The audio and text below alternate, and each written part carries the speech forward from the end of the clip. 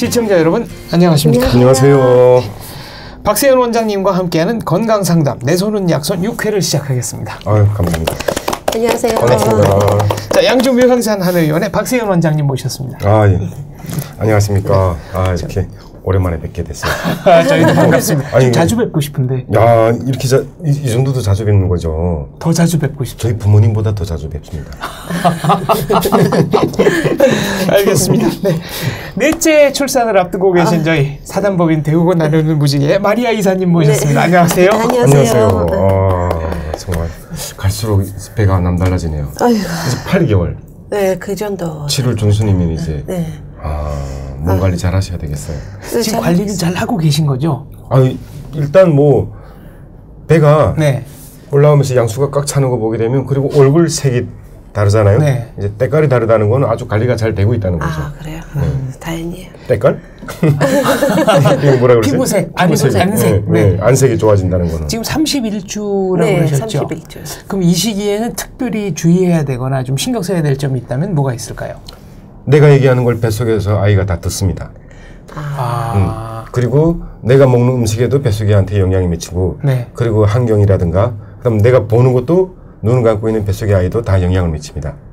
그러니까 즐거워야 돼요. 나쁜 말은 듣지 말고 좋은 말만 듣고 좋은 거 보고, 그리고 올바른 식습관을 가지고 있는 게 그 아이가 평생 살아가면서 좌우지 될 시기가 이 시기입니다. 그러니까 엄마가 스트레스 받으면 태아도 그대로 그걸 느낀다는 말씀이시군요. 그렇죠. 그대로 스트레스 느껴가지고 발을 막 찬다든지, 이게 기쁨에 발을 차는 게 아니고 막 스트레스 받아가지고 발을 찬다든지, 발 빌빌 이렇게 태가 꼬이도록 돈다든지 이런 현상이 발생합니다. 네. 조심해야 되겠네요. 우리나라에서 보면 이제 산모들은 이렇게 이 그릇에 살짝 이렇게 입 빠진 거라든가 뭐 금간 거 이런 거 절대 안 먹었거든요. 안 쓰고. 그렇죠. 임산부들이? 네, 임산부들은 네. 그만큼 조심을 하고. 조심해야 소리죠. 그거는 마음대로 안 되지 않을까? 아니, 제가 아무리 뭐 좋은 거 보고 싶고 좋은 거 듣고 싶은데 집에 가면 나도 모르게 스트레스 받잖아요. 네. 자, 이번 회차 1부 주제는 구안와사, 2부 주제는 생리통인데요. 먼저 구안와사에 대해서 좀 알아보도록 하겠습니다. 구안와사, 정확히 어떤 뜻이죠? 구안와사라고 하면 이제 입구자에다가 눈 안자를 써가지고 입과 눈이 이 빗둘 와자, 네. 빗뚤어진다, 마비 온다 이거예요. 눈이랑 입이랑 같이 이렇게 와사, 빗뚤어지면서 마비 오는 거를 네. 구안와사라고 하거든요. 예, 근데 이거는 남녀로서 상관없이 누구나 걸릴 수 있는 병이에요. 그래서 간과해서도 안 되고 상당히 조심해야 되고 평소 건강 관리가 중요하고, 그리고 만약 경에 이게 왔을 때 추후에 조기 치료와 빠른 초기 치료가 제일 중요한 병이거든요. 네. 원인은 뭡니까? 이게 이제 구안와사의 주된 원인은 첫 번째로 스트레스입니다. 그러니까 옛날에는 이렇게 저 산에 갔다가 찬 바위에서 이렇게 자고 일어나게 되면 입이 떨어진다 이런 말도 있었거든요. 네. 근데 지금은 이제 그렇게까지 춥지 않고, 그리고 그렇게 추워도 옛날에는 그렇게 많지 않았던 병이 현대에 많은 이유가 스트레스거든요. 스트레스, 그리고 피로, 그리고 과로, 그리고 이런 막 잡다하고 많은 업무량에 치이는 육체적 노동이라고 그래야 되나요? 네. 네, 이런 것들에 대해서 많이 옵니다. 그리고 나는 그런 것도 없는데 온다 하는 사람들은 유전적 경향이 강합니다. 유전자도 관련이 돼요? 예. 그럼 나이는 상관없어요? 나이는 상관없어요. 제가 병원을 그때 차렸을 때 1년도 채 안 됐을 때인데, 저희 그 동네에 교회가 엄청 큰 교회가 있었어요. 네. 근데 그 교회 목사님의 손주죠. 근데 애가 7살이었거든요. 학교 들어가기 전 해니까 7살 맞죠? 그 나이도 구안와사가 옵니까? 옵니다. 7살이 왔는데 이 얘 위로 누나만 6명이 있어요. 얘가 이제 아들인데 3대 독자인 거예요. 독자. 네. 그래서 이 목사님이 이 손주를 데리고 와서 이제 그 며느리하고 같이 왔는데, 이 아이 엄마는 막 울고 불고 막 나는 제대로 살았고 존이라고 살았고 최대한 많이 살았는데 왜 우리 아이한테 이런 게 걸렸냐고 그러면 하염없이 울더라고요. 그래 봤는데 아이가 이렇게 입이 완전 눈이랑 이렇게 삐뚤어져 있더라고요. 네. 그래서 그 아이한테도 7살짜리 아이한테도 그 온다는 거 말씀드리고 싶은데 왔는데 이 아이를 그때 고침으로 인해 가지고 제가 초창기 따로 이렇게 찌라시 같은 거 뿌리면서 광고하지 않았어도 환자를 많이 꿀 수가 있었죠. 입소문이 나서 환자분들이 많이 목사님이 교회에서 얘기를 한 거예요. 그래서 이 목사님이 우리 손주 고쳐주면 뭔가 다 해준다고 막 이렇게 얘기하던데 그렇게까지 들어갈 비용도 없고 일단 그 치료 내가 이제 치료하는 것도 중요하지만 옆에서 부모가 아이가 이제 애기다 보니까 그 지켜줘야 되고 관리해줘야 되는 부분이 있거든요. 그걸 이렇게 말씀드리면서 고쳐드렸죠. 그럼 그거 고치는 거는 이거 바늘로 이렇게 찍어서 해서 네, 그렇죠. 침으로도 하면서 약을 같이 병행해서 그때 고쳤거든요. 제가 40대 후반에 구안와사가 심하게 와가지고 2주 정도 걸려서 회복이 됐습니다. 네, 2주요? 네. 다른 별다른 치료 없이. 물론 병원에 가가지고 뭐 스테로이드도 맞고 뭐 이제 치료를 집중적으로 받았죠. 초기가 중요하다고 해서. 근데 걸려보니까 생각보다 이제 좀 불편한 것이 일단 눈이 잘 안 감기니까 밤에 자기가 어렵고 그 다음에 뭐라 그럴까요? 컴퓨터에 이제 그 처음에 아무 프로그램이 없으면 그런 것처럼 이 오른쪽 마비된 쪽은 완전히 무표정이에요. 맞아요. 무표정이고 근육이 통제가 안 돼요.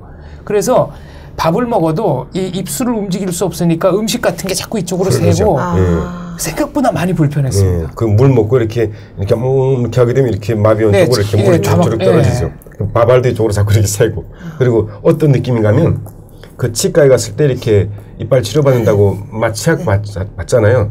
그래서 그 마취약이 채 깨지 않았을 때 이렇게 부은 듯한 느낌, 내가 만졌을 때 내 살이 아닌 느낌. 그런 느낌이 있어요. 그래서 이거 전부 다. 이쪽에 이렇게 하려고 그러면 이게 안 돼요. 그거 얼굴만 이거 딱 절반만. 얼굴 절반만. 이 얼굴에는 12가지 신경이 있거든요. 후각신경, 시신경, 동안신경, 활차신경, 그다음에 이런 12가지 신경 중에 눈이랑 입이 오는 거예요. 살아신경, 이런 미각신경이 다 있긴 한데 그 12가지 신경 중에서 눈하고 입이 딱 돌아가는 거예요. 요거 돌아가는 것도 이 구안화사에도 2가지 종류가 있어요. 하나는 중추신경계에서 오는 구안화사가 있고 하나는 말초신경계에서 오는 구안화사가 있어요. 그래서 중추신경계에서 오는 구안화사는 분류가 되긴 한데 치료가 어려워요. 근데 중추신경계에서 오는 구안화사는 처음에 아침에 아침에 밥을 먹는다든가 양치한다든가 하는데 막 칫솔물이 이쪽으로 샌다든가 이쪽으로 하는데 감각이 없다든가 해서 오시거든요. 오시게 되면 이마에 주름 잡아보세요 해서 이렇게 이마에 주름 잡았을 때 양짝 이마 주름이 똑같이 이렇게 올라가면 이건 말초성 구안화사예요. 근데 중추성 구안화사는 이마 주름 잡아보세요 하게 되면 이 마비 온 쪽의 주름은 안 잡혀요. 이 마비 안 온 쪽의 주름만 이렇게 잡히는 거예요. 이 마비 온 쪽의 이마의 주름은 전혀 움직이지가 않아요. 그게 이제 중추성 구안화사인데 이건 치료가 잘 되지 않을 뿐더러 재발 가능성도 상당히 높아요. 그래서 이 중추성 구안화사는 정말 심각하게 신중하게 하루도 빼지 말고 거의 초기에 매일을 치료받는 게 제일 중요해요. 중추성 구안화사는 요 하루가 한 달하고 같이 맞먹어요. 초기 하루가 한 달과 안 먹는다. 그리고 중추성 구안화사도 그렇고 말초성 구안화사도 그렇고 이렇게 탁 감각이 없어. 오늘 아침에 갑자기 자고 일어나니까 이렇다 그러면 보통 일주일에서 열흘 정도는 점점 더 심해져요. 일주일에서 열흘 정도는 점점 더 이렇게 삐뚤어져요. 특히 중추성 구안화사는 보름 정도까지 점점 더 삐뚤어져요. 완전 코까지 이렇게 돌아갈 정도로 이렇게 돼요. 근데 대표님이 오신 거는 말초성 구안화사라서 보름 만에. 근데 보름 만에 나오신 거면 정말 빨리 나오신 거예요. 보통은 한 달에서 길게는 2달 안에 낳거든요. 근데 빨리 나오신 거예요. 근데 겨울에 만약에 걸렸다 그러면 또 낳기가 더 어려워요. 추워서. 그리고 이 구안화사 아무튼 그렇습니다. 근데 나아지면 이거 100% 나아질 수 있는 거예요? 그냥 다시 일어날지 못하게? 이 구안화사 한번 온 사람들은 아예 안 온 사람보다 다시 올 확률이 상당히 높아요. 그리고 이게 치유가 됐다 하더라도 말초성 구안화사는 90%의 치유가 다 된 거라고 보는 거예요. 그리고 중추성, 뇌에서 오는 구안화사는 70%가 100% 회복이라고 봐요. 그래서 옛날에 구안화사 왔는데 이렇게 입이 많이 이렇게 삐뚤어져 있는 분들이 있어요. 탤런트 중에도 있고 연예인 중에도 있고 하는데 이렇게 입이 삐뚤어진 분들은 중추성 구안화사 오신 분들이에요. 그래서 다 치유되긴 됐는데 이렇게 그냥 눈이라든지 입 모양이 이렇게 또는 얘기할 때라든지 노래 부를 때라든지 이럴 때 이렇게 많이 삐뚤어져 있죠. 70%가 회복이 100%로 보니까. 저도 100% 회복은 안 됐다고 스스로 느끼는 게 윗입술 같은 경우에 이 오른쪽 근육은 확실히 좀 문제가 있습니다. 그러니까 아직도 어둔하죠. 네, 그러니까 이렇게 힘을 주면은 이쪽은 이렇게 내려가 있거든요. 그래. 예. 아래 입술은 이렇게 들어가 있고 윗 입술은 이렇게 있고. 특히 그러니까 요 부분, 요 부분이 이제 이게 회복이 안 되는구나라는 생각이 들고요. 그리고 지금도 어떤 때는 이렇게 그 마비됐던 부분을 바늘로 이렇게 쿡쿡쿡 찌르는 것 같은 느낌이 올 때가 있어요. 맞아요. 그 느끼면은 이게 전기가 안 통하는데 전기가 지금 들어오고 있나 보다. 이게 회복되는 거구나라고 스스로 좀 위로를 하고 있는데 맞습니까? 그런 건 아니고요. 이제 다 치유됐다고 하는데도 불구하고 가끔 이렇게 바늘을 톡 찌르는 느낌이 드는 거는 그 이제 후유증이라고 하는 거거든요. 네. 후유증이라고 하는 건데 구안화사는 100% 아까 90%가 100% 그 대표님이 걸리신 구안화사는 말초성 구안화사, 말초신경계에서 온 구안화사인데 90%가 치유가 100%라고 보잖아요. 그러니까 10%는 아직 그게 평생 갖고 가야 되는 후유증인 거예요. 근데 이게 날씨가 조금 추워진다든지 뭐 많이 더워가지고 아이스크림을 그러니까 냉면이나 아이스크림을 먹는다든지 그다음 갑자기 막 스트레스가 쌓인다든지 막 심한 고민을 한다든지 그리고 잠을 잘 못 잤다든지 할 때 그런 게 나타나요. 나 지금 피곤하니까 나 좀 쉬게 해주라. 몸이 보내는 사인인 네, 사인인 거예요. 나 이렇게 지금 많이 힘들고 괴로우니까 나 좀 쉬게 내 몸 좀 쉬게 해주세요 하고 보내는 그 10%가 남은 보내는 그 후유증의 사인인 거예요.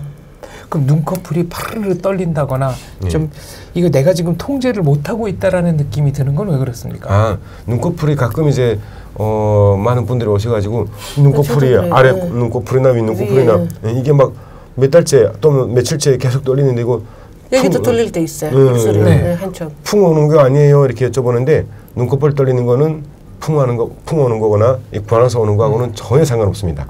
그거는 관계 없는 거예요. 그러니까 뭐 마그네슘 부족이라든지 과도하게 책이나 컴퓨터나 TV, 핸드폰 같은 거 봤을 때라든지 그리고 많이 신경을 썼다든지 그 외에 이제 하루나 또는 2, 3일씩 깜빡깜빡 떨다가 이제 없어지는 거는 스스로 이제 우리 그 자가신경에 의해서 이렇게 오는 증상이니까 큰 걱정 안 하셔도 됩니다. 그러면 순간적으로 안면 일부가 좀 부분 마비가 된 듯한 느낌이 올 때가 있는데 이거는 관계 없는 겁니까? 그것도 전혀 상관없습니다. 그럼 제가 윗입술을 이제 여기 근육에 힘이 없어서 일부러 지금 연습을 하느라고 입술을 오므렸다 폈다 오므렸다 폈다 하면 이 오른쪽 아랫입술이 있는데 특정 부위에 무슨 이 안에 무슨 관이 있다면 여기가 아프겠구나 할 정도로 일직선으로 마비되는 느낌이 오거든요. 이것도 관계없는 건가요? 상관없습니다. 그건 이제 우리가 쉽게 얘기하면 뭐 딱딱한 마른 오징어에다가 오징어 좋아하는 사람이 한 2-3마리 먹고 여기 아픈 거하고 똑같은 거예요. 그렇게 크게 걱정할 건 아니에요. 운동 많이 해서. 이거 막 이렇게 푼다고 막 이렇게 해서 여기 땡기고 하는 거 그건 구안화사하고도 전혀 상관없습니다. 근데 구안화사는 아까 이제 음식물 먹을 때 제가 불편하다는 말씀 드렸잖아요. 근데 일상생활도 조금 불편한 게 예를 들면 어디 가서 이제 웃었는데 얼굴 반만 웃고 반은 무표정이니까 보는 사람이 굉장히 좀 뭐랄까 좀 이상해 보인다고 그래야 되나? 그렇죠. 그러니까 낯설어 하더라고요. 그리고 이제 어느 쪽 얼굴을 봐야 될지 모르고 이제 굉장히 미안해하고 보는 사람이 더 미안해하고 하는데 뭐 중요한 건 그렇게 입이 삐뚤어져도 말은 바르게 하면 입은 삐뚤어져도 말은 바로 해라. 입은 삐뚤어도 말은 바르게 해라. 뭐 이런 말 있지 않습니까? 바른 말 하면 되는 거고 웃자고 하는 소리고 제일 우리가 이제 얼굴을 이쁘게 보이려고 이제 뭐 필러도 맞고 뭐 성형도 하고 이러는데 이 외관상 이제 보기 안 좋은 것도 안 좋지만 여기 이게 이렇게 됐을 때 보통 사람들은 긍정적인 생각을 못 가져요. 그렇죠. 그러니까 거울을 보면서 아침에 샤워 그렇게 봤을 때 이렇게 삐뚤어진 이거 보면서 더 스트레스 받거든요. 그래서 제일 치료할 때 제일 중요한 거는 저는 거울을 보지 말라 그럽니다. 거울을 보면 그 치유 능력이 상당히 떨어져요. 그렇죠. 치료하는데 내가 열심히 노력해도 그분이 가서 오늘 침 맞고 와서 또 거울 보고 막 이렇게 하잖아요. 네. 치유 능력이 상당히 떨어지거든요. 이 심리적인 게 생각보다 엄청 크네요. 네, 엄청 큽니다. 그래서 오늘부터 절대 거울을 보지 마세요. 이렇게 2달 후에 보세요. 이렇게 또는 한 달 후에 보세요. 근데 막상 구안화사 걸리면 굉장히 겁이 나요. 이거 영원히 회복 안 되면 어떡하지? 계속 이렇게 살아야 되나? 멘탈이 빠지죠. 예. 그러니까 제가 아닌 것 같거든요. 근데 그거는 예방 방법이나 아니면 제가 그거 아직 안 걸렸지만 내가 이거 걸릴 것 같아라는 그 약간 예측 같은 거는 있어요? 조기 신호가 구안화사에 조기 신호가 있는데요. 아까 말씀드렸듯이 첫 번째 주요 원인이 스트레스라고 그랬잖아요. 네. 그럼 두 번째가 이제 피로. 많이 피곤하거나 특히 스트레스인데 양방에서는 보통 이제 바이러스라고 하고 한방에서는 이제 이런 과도한 것들에 대한 걸 얘기하는데 구안화사 오기 직전에 신호는 내가 만약에 오른쪽으로 온다 그러면 이게 길게는 일주일, 짧게는 아주 극도로 짧게는 하루 이틀 또는 조금 여유 있게 오기는 2-3일 정도 요 귀 뒤로 요 귀가 있다면 여자들이 보통 이렇게 머리를 이렇게 넘기잖아요. 머리를 이렇게 넘기죠. 요 그 라인으로 바늘 한 2-3개 쥐고 탁탁 탁 이렇게 톡톡 탁탁탁탁 찌르는 콕콕콕콕 찌르는 듯한 느낌이 오게 되면 구안화사 올 확률이 상당히 높아요. 그 상태에서 많이 피곤한 상태거나 스트레스 받았으면은 거의 열의 9이 구안화사 온다고 보시면 돼요. 이거 만졌을 때 이거 와야 돼요? 아니면 안 가만히 있는데 여기 뭐 바늘로 갖다 이렇게 뒤에 손으로 이렇게 톡톡톡 이렇게 찌르는 느낌이 들면서 따끔따끔하고 막 이렇게 하거든요. 이제 그게 이제 구안화사의 전조 증상이라고 하거든요. 근데 그게 없이 오는 분들도 있는데 없이 오시는 분들은 말초성 구안화사가 이제 많긴 해요. 그리고 여기 만약에 저는 바늘 막 이렇게 찌르는 이런 느낌이 없었어요 하시는 분들은 회복도 상당히 빨라요. 근데 바늘을 이렇게 막 여기 편두통처럼 죽겠다고 바늘을 막 찌르는 것처럼 증상을 느끼고 오신 구안화사가 오신 분들은 치료도 늦어요. 더뎌져요. 그럼 전조 증상이 왔다. 그럴 때는 어떻게 해야 됩니까? 제일 중요한 건 일단 아까 말씀드렸듯이 푹 쉬어주는 거. 충분한 수면 취하는 거고 스트레스 안 받는 거고 그리고 이제 빨리 그런 증상이 올 것 같다 싶을 때 근데 그게 이제 가리기가 힘든 게 편두통이라고도 생각하고 스트레스성 두통이라고도 생각하기 때문에 그게 구안화사 온다고는 생각 못 하시더라고요. 그렇죠. 근데 이미 이제 딱 오게 되면 처음에 왔을 때 첫날 아침에 오게 되면 벌써 그냥 취할 때 밥 먹을 때 뭐 이상하거든요. 이쪽으로는 씹는 느낌이 안 들어가게 되면 그 병이 왔을 때 초기를 놓치시면 안 돼요. 그때 빨리 가서 양방병원을 가든 한방병원을 가든 스테로이드제나 침이나 약물을 복용하는 게 치유 속도가 상당히 좌우가 돼요. 모든 병은 역시 초기 치유가 중요합니다만 이 구안화사는 특히 초기 치료가 중요하다고 그러셨잖아요. 그렇죠. 그 이유는 뭔가요? 이 얼굴 신경이라고 그러죠. 신경이 마비돼가지고 근육을 마비시키는 거잖아요. 그리고 이거 신경이라는 거는 시간이 지나게 되면 감각이 없어져요. 그리고 그 신경이 죽으면은 근육을 다시 신경이 살아서 근육을 갖다가 이렇게 막 이렇게 원 위치를 잡는데 시간이 지나서 일주일 또는 열흘 방치시키고 하게 되면 그 신경 세포가 죽어가지고 원 위치를 잡아 끌어당기는데 상당히 힘들어요. 그래서 초기 치료가 제일 중요한 거예요. 그 신경이 죽거나 이렇게 삐뚤어진 채로 갖다 굳어지기 전에 그걸 치료하는 게. 한방 치료는 그럼 이제 어떤 방법을 쓰시나요? 한방 치료는 주 원인으로 이제 침을 많이 쓰면서 전침이라는 게 있거든요. 네. 우리가 이제 마비 오게 되면 그러니까 얼굴에 쉽게 얘기하면 얼굴 근육이 쥐가 난 거라고 봐야죠. 이렇게 삐뚤어졌으니까 거기다가 전기 자극을 하거든요. 전침. 전기 이런 그 자국을 가는 거 연결해서 막 자국하게 되면 이렇게 자국 들 때 얼굴에 푸득푸득 전기 들어갈 때마다 푸득푸득 계속 이렇게 떨리면서 근육을 갖다가 강제적으로 이렇게 하면서 전달 물질로 해가지고 이거 잡는 거거든요. 그렇게 하면서 약을 써요. 그러니까 뭐 일종의 이제 소풍이라 그래가지고 풍을 예방할 수 있는 약, 방풍이라든지 그다음에 지각이라든지 시호 이런 거 써서 이제 돌려주거든요. 그럼 그거 구안화사가 이렇게 양쪽이 올 때가 있어요? 아니면 한쪽만 와요? 구안화사는 동시에 오지를 않아요. 한쪽만. 네, 어느 한쪽만 꼭 와요. 그러니까 이 오른쪽 왼쪽 상관없이. 상관없이. 예. 그래서 이 얼굴이 두 개 다 이렇게 마비 올 수는 없잖아요. 그러면 일상생활을 아예 못할 것 같은데요. 그렇죠. 두 군데 동시에 오는 구안화사는 없고. 어떨 때는 여기 오고 어떨 때는 여기 오고 이럴 때는 있어요? 한 사람이? 그러니까 한 사람이 한 3년 전에는 이쪽에 왔는데 또 뭐 나중에 이제 또 막 이렇게 힘든 스트레스를 받으면서 뭐 한 3년 후에 또 이렇게 오른쪽에 오고 왼쪽에 오고 이렇게. 저희 병원에 대학교 2학년인데 대전에서 집은 우정부에 있고 대전에 대학교 다니는 그 여학생이 있는데 7번이 왔더라고요. 아니 왜 그렇게 자주 온 거죠? 아이고. 그러니까 이런 얘기 해도 되는가 모르겠는데 여학생이 외모적으로 좀 그러니까 연예인들하고 아이돌하고 좀 거리가 이렇게 좀 많이 멀게 이렇게 좀 이렇게 외형적으로 이렇게 생겼는데 그 외형적인 이미지 때문에 학교 때부터 그러니까 초등학교 때부터 이렇게 왕따를 많이 당하면서 어마어마한 스트레스가 있더라고요. 그리고 그 아버지가 이제 많이 아파가지고 계속 누워서 꼼짝 못하는 상태에서 있다 보다 보니까 그 경제적인 어려움도 많이 겪으면서 이렇게 살았는데 그게 스트레스 많이 받으면서 그 구안화사를 7번이나 맞았더라고요. 대학교 들어가서도 동아리 활동을 하는 오게 되면 이제 막 이렇게 얘기를 상담할 때 물어보는데 동아리 활동을 하는데 말이 동아리 가입만 됐지 동아리에서 원하는 사람도 자기를 찾아주지 않는다는 거죠. 그리고 대학교 가기가 너무 싫대요. 학교 때도 학교 가기 너무 싫었지만 대학교가 학교 때보다 더 싫다고 그러더라고요. 그러면서 그런 스트레스적인 압박감으로 인해 가지고 이제 구안화사 왔는데 7번째 맞아가지고 왔어요. 7번째. 아이고. 그래서 스트레스가 제일 큰 주요 원인이에요. 아까 말씀하신 게 이제 중추성 구안화사는 뇌와 관계가 있고 말초성은 관계가 없다고 그러셨나요? 중추성 구안화사는 보게 되면 중추신경계통이니까 뇌하고는 상관이 있는데 뇌졸중이나 한방으로 말하는 중풍, 뇌경색 이거하고는 별개입니다.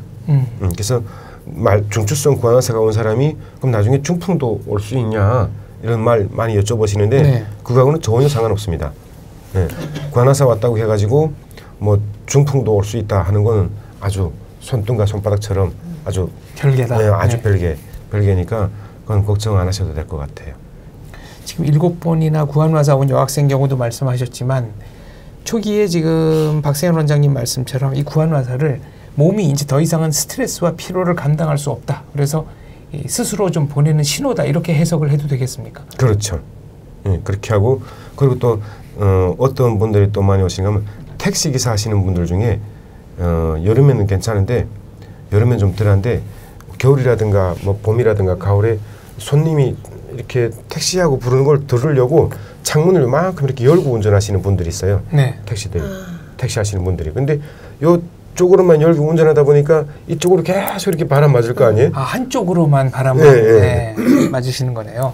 그렇게 해서 구안화사 오시는 분들도 상당히 많아요. 택시기사분들 중에 창문 열고 계속 이렇게 운전하다 보니까 이쪽으로 이렇게 바람 맞아가지고 오시는 분들도 계세요. 저는 촬영 많이 활동할 때 가끔씩 특히 한국 모델 중에서 뭐 또 좀 예쁘게 이렇게 깎아주는 사람 중에 약간 뭐 물 마시거나 뭐 먹을 때 이렇게 흘려요. 그거예요. 뭐 이거 수술 잘못했다가 신경을 뭐 이렇게 건드려서 뭐 그런 거는 아니에요. 그건 이제 구안화사하고 별개인데 그건 양악 수술하면서 여기 그 하골 쪽에 신경을 이제 잘못 건드려서 이렇게 되는 거고 구안화사하고는 마비하고는 그러니까 마비는 마비지 그것도 마비는 마비인데 구안화사하고는 다른 거예요. 안면마비는 아니지만 마리아님도 저기 아이 안고 있다가 오른팔 마비 온 적 있다면서요. 너무 그때 무서워서 한 5-6시간 동안 이러고 있었어요. 이러고 손가락도까지 이렇게 뭘 해도 안 됐었어요. 아니, 그럼 이렇게 펴거나 주무르거나 그래도 됐었어요. 안 펴졌다고요? 그게 이제 그 마리아님 같은 경우에는 아이를 낳고 나서 우리가 아이를 낳으면 이제 모든 근육과 뼈와 힘줄들이 다 이제 내 몸이 아닌 그냥 뒤틀린다고 보면 돼요. 그냥 다 그렇게 풀려 있고 열려 있는 상태에서 아이가 무겁지 않다고 하더라도 뭐 기본 이제 3-4kg 나가는 4-5kg 나가 하는데 그걸 장시간 안고 있으면 우리가 팔 이렇게 하고 이렇게 한 2-3시간 자다 보면 팔 저린 거하고 똑같은 거예요. 근데 일반인들은 그냥 풀릴 수가 있지만 산모들은 이게 쉽게 안 돌아오죠. 그래서 시간이 지나면 뭐 하루 이틀 지나면 네. 괜찮아지는 분들이 대부분이니까 그건 이제 마비라기보다는 일시적인 이제 근육통이라고 봐요. 저는 이거 마비 신호라고 생각해서 병원 갈까 해서 아니요. 일시적인 근육통이라고 보시면 돼요. 신경통이라고 보시면 돼요. 신경통. 그럼 구안화사는 자연 치유를 기대할 수는 없습니까? 구안화사, 말초성 구안화사 같은 경우에는 일단 구안화사 오게 되면 제일 중요한 거는 차가운 걸 다 피해야 돼요. 그러니까 네. 양치하고 찬물로 이렇게 가글에서 뱉는 것도 안 되고 찬물이 손에 닿는 것도 안 돼요. 그리고 찬바람 맞는 것도 안 되고 찬물로 어쨌든 머리 감거나 세수하거나 이래도 안 돼요. 근데 말초성 구안화사들 중에 스스로 회복되신 분들이 있어요. 근데 이분들은 체질 자체가 일단 소민이다 보니까 원래 차가운 거를 싫어하시는 분들이에요. 네. 그러니까 막 냉장고 꺼내서 찬물 이렇게 벌컥 마시는 것도 싫어가지고 그냥 미지근하게 덮여 먹는다든지 그 찬 음식 자체를 일단 싫어하시는 분들, 찬물 자체가 싫어하니까. 그러니까 스스로 자기 몸이 구안화사 왔는데 스스로 그게 치유가 되게끔 몸이 찬 걸 싫어하니까 스스로 치유가 되는 경우가 많아요. 말초성 구안화사 같은 경우에는 스스로 치유가 돼요. 특히 소민처럼 성질이 차가운 사람들은 성질이 찬 걸 싫어하는 사람들은 스스로 치유가 되긴 해요. 근데 이 중추성 구안화사는 스스로 치유가 안 돼요. 이거는 무조건 병원을 가야 되는 거군요. 예, 무조건적으로 병원을 가야 돼요. 그래서 스테로이드제라는 게 이제 근육 이완제거든요. 네. 이게 마비된 거잖아요. 근육 이완시킨다는 거 이제 뭉친 근육을 풀어주는 거니까. 그리고 진정 진통제가 이제 스테로이드제인데 그걸 투여하면서 뭐 양 한 방울 갖다가 협진으로 치료하셔도 제일 좋은 방법이겠죠. 제가 그랬습니다. 그때 의사 선생님 얘기가 지금은 이제 골든 타임이다. 초기가. 그러니까 이때 쓸 수 있는 방법을 전부 다 써봐야 된다. 스테로이드도 놓고 전기침도 한 방에서 놓고 그다음에 하여튼 뭐 여러 가지 시술을 한꺼번에 그냥 다 받았거든요. 며칠간. 그래서 그랬나요? 아무튼 2주 만에 그래도 좀 일상생활 할 수 있게는 회복이 됐었습니다. 상당히 빠르신 거예요. 보통은 그리고 그때 40대 초반이라고 그랬죠? 40대 중후반. 그러니까 지금보다는 그래도 젊으셔서 네. 회복력이 많이 젊으실 때라서 많이 빠를 때니까 그게 가능한 거지. 만약에 연세가 60이나 70대에서 오시는 분들 보게 되면 회복이 상당히 더뎌요. 그러니까 20, 30대가 오게 되면 한 달 안에 원위치가 되는데 60대, 70대가 오게 되면 3개월에서 4개월 걸려요. 그럼 그동안 굉장히 불편하시겠네요. 많이 불편하시고 매일매일 올 적마다 뭐 여쭤보세요. 원장님 진짜 돌아오는 거 맞죠? 네. 원장님 진짜 뭐 원래대로 되는 거 맞죠? 하고 매일 똑같이 질문을 하시거든요. 그 심정 이해합니다. 네, 근데 그거 이제 한 달이 지나서 이제 한 달이 지나면 네. 회복 속도도 연세가 있으신 분들도 상당히 빨라져요. 그리고 이제 그걸 보셔도 돼요 이렇게 얘기하는데 안 그래도 저번 달부터 봤어요 막 얘기하시는데 상당히 좋아하세요. 근데 그게 지금은 그래도 신경을 안 쓰고 살지만 그때는 회복됐습니다 그랬는데 윗입술은 회복 안 될 겁니다라는 얘기를 들었잖아요. 근데 계속 하루에도 몇 번씩 일부러 입술 모양을 특이하게 해봐요. 이게 진짜 안 되나. 그럼 이게 기울어져 있는 게 보이니까 그때마다 가슴이 좀 서늘하고 그러죠. 그럼 특별히 이제 조심해야 할 점, 그러니까 음식이라든가 생활 습관 가운데 이런 거는 절대 먹지 말아야 된다, 절대 하지 말아야 된다. 뭐가 있을까요? 구안화사를 조심해야 할 점. 네. 뭐 아까 얘기했던 것처럼 일단 적정선의 그 정신 건강을 유지하는 게 제일 중요한 거고, 그리고 두 번째는 그 좀 전에도 얘기했지만 차가운 음식 피하는 거, 찬 음식. 피하는 아이스크림이라든가 얼음물. 네. 네. 그다음은 냉면, 성질이 찬 고기, 돼지고기라든지 이런 성질이 찬 고기 먹는 것도 가급적 피하시고. 제일 중요한 거는 아무튼 정신 건강이에요. 정신 건강. 그러니까 스트레스. 네. 스트레스하고 피로. 이걸 안 받는 게 제일 예방 아이고 마음대로 첫째가 아니라 그렇죠. 마음대로 안 되잖아요. 사회생활하면 스트레스 받지 말자는 게 또 스트레스거든요. 그렇죠. 네. 뭐 적당한 스트레스는 건강에 도움 주긴 하는데 네. 과한 스트레스는 건강을 해치니까. 네. 그게 제일 중요해요. 근데 그거 약도 잘 먹고 침도 잘 맞고 스트레스도 안 받고 근데 또 빨라지기 위해서 막 이렇게 뭐 만지거나 뭐 따로 운동 같은 거는 얼굴 운동 같은 거는 없어요? 권한사가 이제 왔을 때 저는 환자들한테 자일리 독검 한 통 사가지고 그게 오금니가 아플 정도로 씹으라고 그러거든요. 일부러 마비 온 쪽으로. 그리고 이제 약국 같은 데 가게 되면 그 겨울에 쓰는 그 손난로 있잖아요. 막 이렇게 흔들게 되면 따뜻해지는 거. 그거를 계속 찜질해 주라 그러고 이 목선에다가 겨울이면은 폴라티를 꼭 입으라 그러고 마스크를 꼭 쓰라 그래요. 이게 우리가 날씨가 조속으로 차가울 때 찬바람이 그냥 막 들어오게 되면 더 심해지니까 그래서 이렇게 마스크를 써가지고 내 입김에 따뜻한 입김을 다시 이렇게 코열기로 들어가게끔 해가지고 찬바람 피해야 되니까 그거 하고 그리고 특히 남자분들은 더 조심해야 되는 거는 이 구안화사가 왔을 때 술, 담배는 안 되죠. 그건 구안화사뿐 아니라 모든 병에 다 나쁜 거 아닌가요? 모든 병이 나쁘긴 한데 네. 이게 술 드시면 이 입이 삐뚤어졌을 때, 눈입이 삐뚤어졌을 때 정말 회복이 안 돼요. 예, 술이 정말 회복이 안 돼요. 아까 이게 그 구안화사가 그 유전과 관계 있는 경우도 있다고 하셨는데 그건 어떤 경우입니까? 그런 경우에는 이런 환경, 그러니까 주위 환경이 스트레스 받는 경우도 없어. 아이 같은 경우 7살짜리 아이 같은 경우라든지, 네.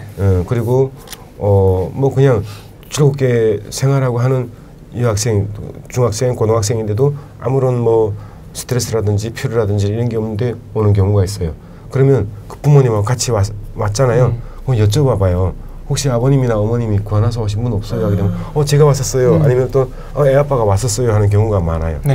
그런 경우는 이제 그 유전적으로 상당히 그 확률이 높은 경우가 많아요. 케이스가. 아까 잠을 잘 자고 푹 자는 게 중요하다고 하셨는데 보통 몇 시간 정도 하루에 자는 게 좋은 수면입니까? 하루에 아이들은 요즘 아이들 진짜 좀 불쌍하게 해. 근데 아이들은 보통 8시간에서 10시간, 성인은 6시간에서 8시간 자야 돼요. 근데 이 자는 게 중요한 게 6시간에서 8시간을 자야 된다 그러면 이 시간을 꼭 채워서 자는 게 중요한 게 아니고 몇 시에 자는가 하는 게 중요한 거예요. 몇 시에 자느냐. 네. 그러니까 낮에 8시간을 자도 피로가 안 풀려요. 근데 이 건강한 수면 시간은 그 피크 타임은 밤 10시에서 새벽 4시예요.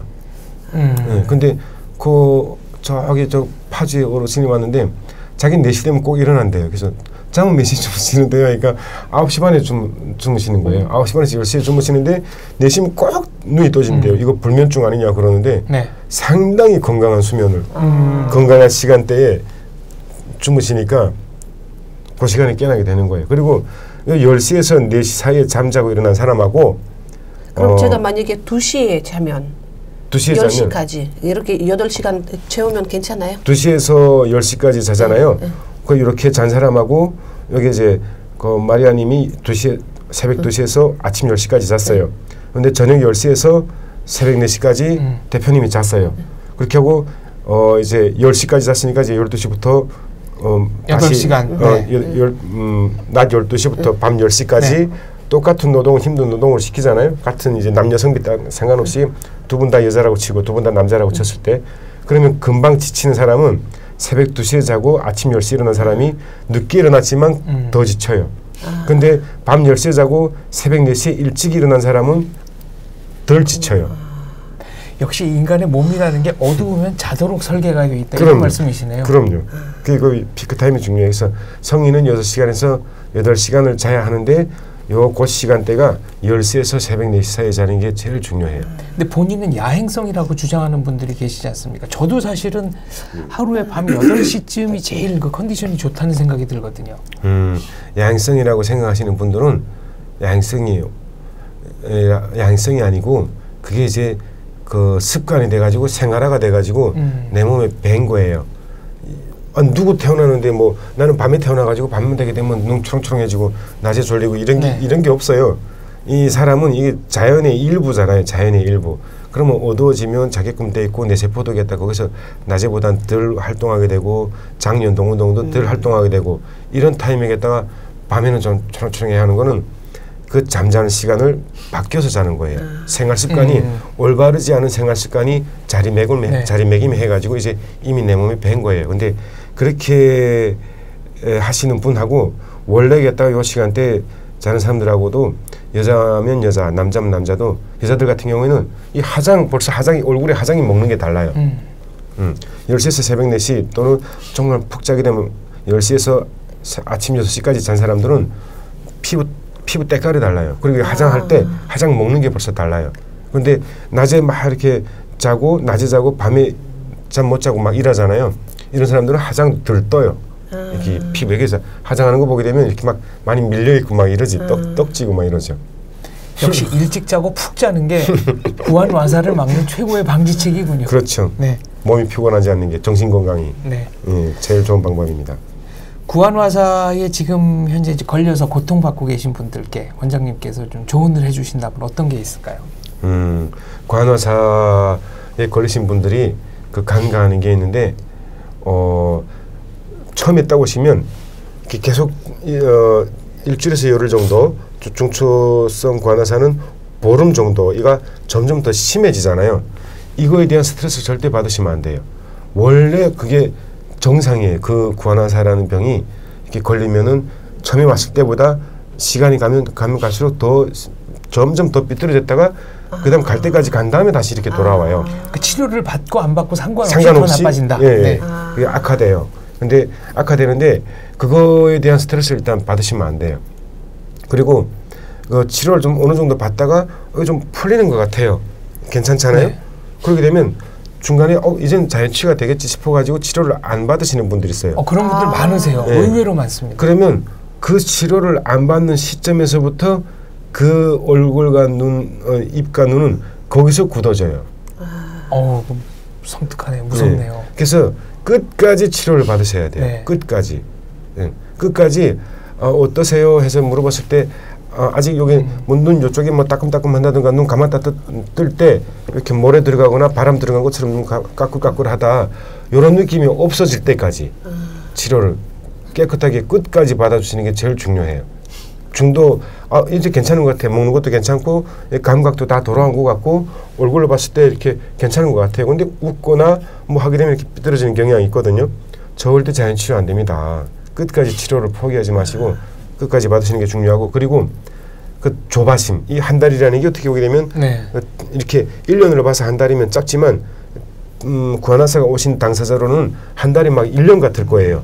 근데 그게 막 지루하고 하루가 막 곤욕 같고 막 지옥 같고 이럴 텐데 그걸 이겨내셔야 돼요. 그러니까 시간에 구애받고 쫓기지 마시고 꾸준한 치료를 받고 좀 이렇게 넉넉한 마음으로 가지고 치료받는 게 아주 빠른 회복을 촉구할 수 있거든요. 네, 그러니까 정리를 하자면은 치료를 받아도 나빠졌다가 좋아지는 거기 때문에 뭐 치료 여부와는 상관없이 그 점은 좀 생각을 하셔야 된다. 그다음에 두 번째는 치료 과정에 있어서 전문가들이 하라는 대로 하는 게 중요하다. 이제 다 치료됐으니까 그만 어쩌도 된다 할 때까지 치료를 받으셔라. 그다음에 세 번째는 치료를 받는다고 해서 이게 하루 이틀 사이에 당장 좋아지는 건 아니다. 조심해라. 그렇죠. 네. 그 짧게 이제 얘기 한 말씀 더 하자면 치료 받다가 어느 병원에서 막 치료를 받아요. 근데 뭐 치료를 받아도 나아지는 기색이 없는 것 같다 이렇게 얘기하시는 분들이 있어요. 근데 악화되는 경우가 이제 일주일에서 열흘, 그다음에 거기서 멈춰가지고 회복되는 경우는 아주 더뎌요. 조금씩. 그 더딘 회복 기간에 대부분 환자들은 뭐야 나아지는 기미가 없네 하고 포기를 한다든지 그걸 냅뒀다가 찬바람 맞고 또 스트레스 받고 심해지게 되면 또 그때 다른 병원이라든가 또 찾아와가지고 이렇게 말씀하시는 분이 있어요. 그러면 이미 치료 시기를 다 놓친 다음에 와서는 회복이 안 돼요. 그러니까 그걸 중도 포기하지 마시고 치료를 끝까지 받을 때 쭉 이어서 받으시는 게 제일 좋은 방법이에요. 네, 한 가지 더 여쭙고 싶은 게 있습니다. 아까 이제 중추성은 원래 기능에서 70% 회복되면 치료된 걸로 보고 말초성은 90%면 이제 회복된 걸로 본다 그러셨는데 사실 환자 입장에서는 잃어버린 30%, 잃어버린 10%에 대한 그 미련이랄까 안타까움이 크거든요. 그거는 어떻게 극복을 하면 되겠습니까?